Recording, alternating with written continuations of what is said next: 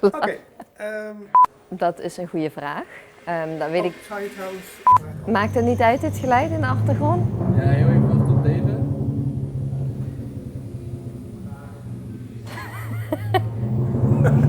Nou ja, we maken het echt real. Ja. Het is, Je ziet de chaos. precies.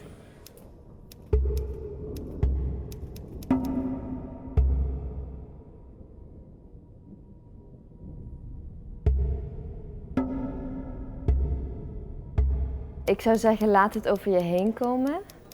Want het stuk, omdat het zoveel verschillende scènes zijn, denk ik vaak, of dat had ik zelf ook, dat ik dan probeer iemand te volgen of echt een conclusie te vinden, maar dat hoeft niet per se. Je kunt gewoon iedere scène als een beeld zien en niet per se echt een rode lijn of zo.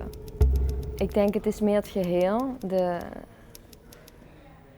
atmosfeer, de kleuren, de contrasten, dat dat een geheel voor mij is. De kostuums, zeg maar, van begin tot aan het eind ben ik wel gewoon één iemand in deze wereld.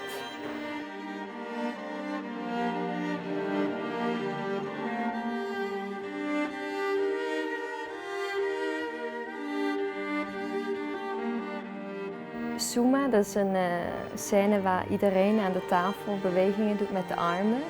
Het is heel ingewikkeld, maar het is wel ook spannend dat moment, want je bent zo gefocust, want als je één foutje doet, dan is het gedaan, zeg maar. Want iedereen staat in een lijn, dus het geeft wel eens een soort van spanning.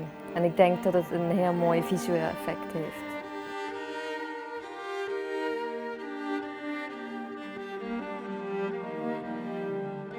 Ja, dat moet je zelf. Je moet gewoon komen kijken. Hey.